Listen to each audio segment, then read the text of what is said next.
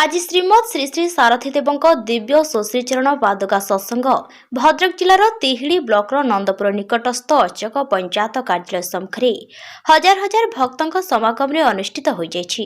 प्रभु सारथींकर दिव्य पादुका आसवा परे एक बन्हाड़िया समारोह रथरे सुसज्जित पादुका रखाई हजार हजार भक्तों समागम हरिबोल हुड़हुड़ी ध्वनि प्रकम्पित तिहिड़ी नंदपुर और अचक पंचायत दुलुकिथिला। भक्तों गोटे स्वर थिला प्रभु सारथी देवंक जय। लोकमानक साहा जय सारथी देव जय नारारे से जगह प्रकम्पित होइथिला। प्रभु सारथींकर यह हेउछि द्वितीय वार्षिक पादुका सत्संग। प्रथमे पादुका शोभायात्रा परे ज्योतिधान प्रभुंक लीला चरितामृत आरती और प्रसाद सेवन करा जायथिला। एही पादुका सत्संगरे ओडिशार कोण अनुकोणरू हजार हजार भक्तों समागम होइथिला।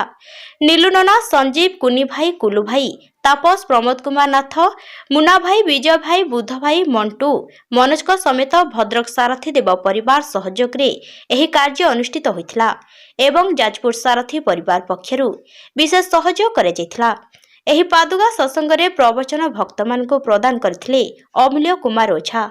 देवे महाप्रभुंर जो प्रवचन दिव्य जो प्रवचन हम से प्रवचन स्थल आमर जो आम आसो श्रद्धालु मैंने से विशेषकर महाप्रभु सारथी प्रति से अनुरक्त दीदी आम कहीपर दीर्घ दिन नीरवता पर पुणी थे श्रीमद सारथी जो आरंभ होती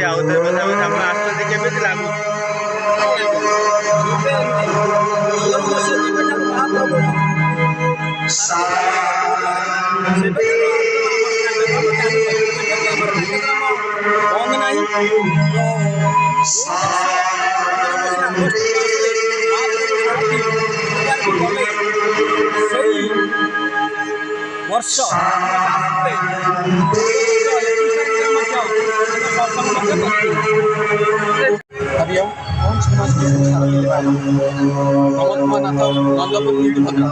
आज आप जो प्रवचन हो प्रभु सारथी से विषय कौन कहे? प्रभु मोपाई सब